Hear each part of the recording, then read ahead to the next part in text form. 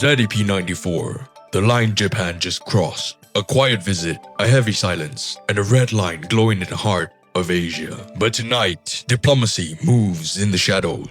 Because Japan said one sentence that China could never ignore. Beijing moves like it always does. Calm, controlled, unreliable. But today, every camera, every guard, every gesture feels heavier than usual. Because the senior Japanese diplomat has just arrived. No speech, no smiles, no announcement, only the silent choreography of diplomacy under pressure. And that pressure began the moment Japanese Prime Minister Sanae Takaishi made a public comment about Taiwan, a sentence Beijing considered nothing less than a direct challenge to its sovereignty. She said, "If it involves warship or military action, it could become a survival-threatening situation in which Japan may have to use force for defense." To Tokyo, it was strategic. To Beijing, it was interference, an outsider touching the most sensitive red line China has. Tokyo understood the seriousness instantly. Behind closed doors, urgent consultations began, and publicly, Japan quietly advised its citizens in China to exercise caution. That single advisory revealed the truth. The situation could escalate far beyond diplomatic language. Japanese residents in Shanghai, Guangzhou, and Beijing adjusted their routines. Less public travel, less online posting, more awareness of the political atmosphere.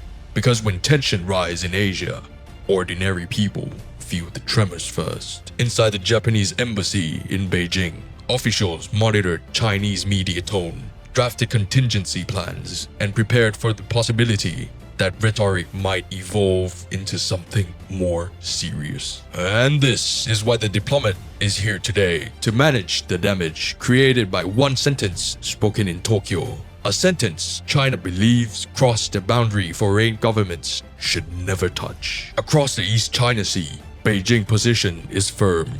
Japan should not send the wrong signals about Taiwan. It is a phrase China has repeated for years, but today, it carries new weight. Because Asia is shifting, alliances are tightening, defense strategies are accelerating, and the Taiwan Strait is becoming the most sensitive fault line in the region. Japan sees Taiwan as essential to its security.